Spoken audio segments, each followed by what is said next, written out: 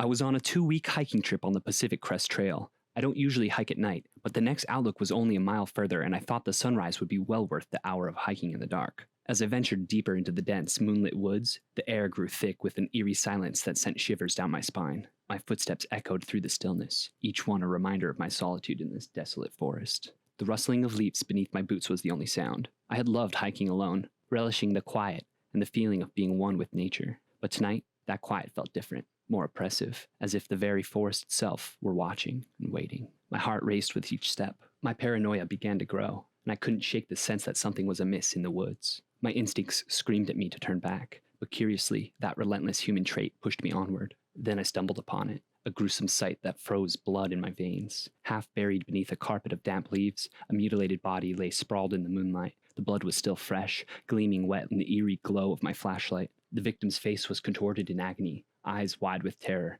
as if they had witnessed their own gruesome demise. Blood-soaked clothing clung to their lifeless form, and deep gashes crisscrossed their limbs. Flies buzzed hungrily around the open wounds, a grotesque symphony of death. My heart pounded in my chest as I stumbled back, horrified and sickened by the gruesome sight. Panic clawed at the edges of my mind, urging me to flee, but I couldn't tear my gaze away. A chilling wind whispered through the trees, carrying with it the haunting sound of a rustling forest floor, as if someone was still out there. I fumbled for my phone, thankful to have service, my trembling fingers struggling to dial 911. My voice quivered as I relayed my location to the dispatcher, desperately hoping for a lifeline out of this nightmare. Each passing second felt like an eternity, as if time itself had slowed in the presence of death. The minutes dragged on, my flashlight's feeble glow casting long, eerie shadows that flickered around the lifeless body. Each creak of a branch and snap of a twig seemed like it could be my end. Finally, the distant wail of sirens broke the spell, and I let out a shuddering breath. Help was on the way, but the memory of that gruesome discovery would haunt me forever. As I waited in the darkness, I couldn't help but wonder what sinister presence lurked in these woods,